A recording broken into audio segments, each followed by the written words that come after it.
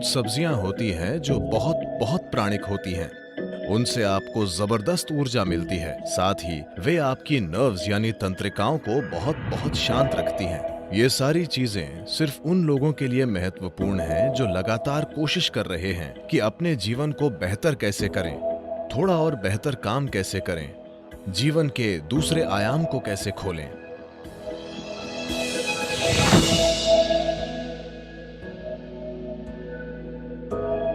योगिक संस्कृति में हम भोजन को 3 वर्गों में बांटते हैं: पॉजिटिव प्राणिक भोजन, नेगेटिव प्राणिक भोजन और जीरो प्राणिक भोजन। पॉजिटिव प्राण का मतलब है कि जब आप उसे खाते हैं तो वो शरीर में एक तरह की प्राणिक ऊर्जा लाता है। नेगेटिव प्राण शरीर से ऊर्जा निकाल लेता है।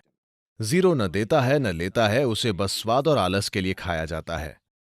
तो If you eat positive pranic food, energy will reverberate in a dynamic way.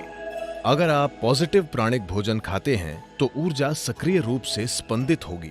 खासकर कुछ चीजें जो बहुत ज्यादा पॉजिटिव हैं, उनमें से एक है सफेद कद्दू। सफेद कद्दू बहुत ज्यादा पॉजिटिव है। मेरे ख्याल से इन दिनों आप सिर्फ उसे अपने घर के सामने लटकाते हैं या सड़क के 3 कोनों पर तोड़कर भैंस को दे देते हैं, लेकिन आप उसे नहीं खाते।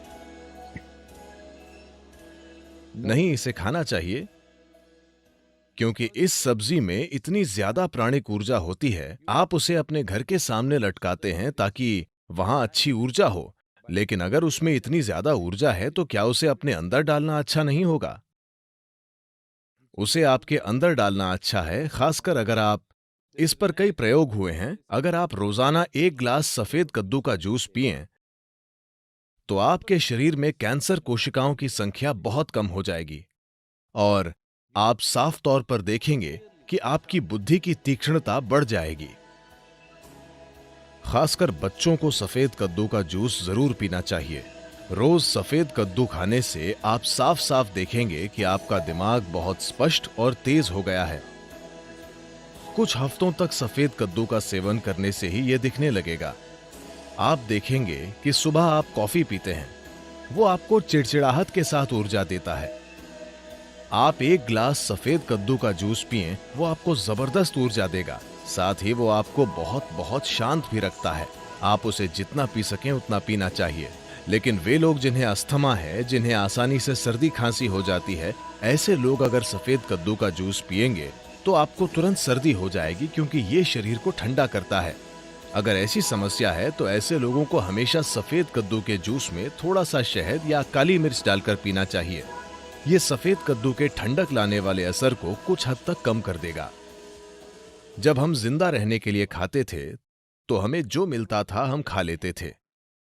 अब जबकि हम चुन सकते हैं, हमें वो चुनना है जो शरीर के लिए सबसे अच्छा है। अगर हम इस तरह नहीं चुनते तो हम किसी तरह जीकर चले जाएंगे।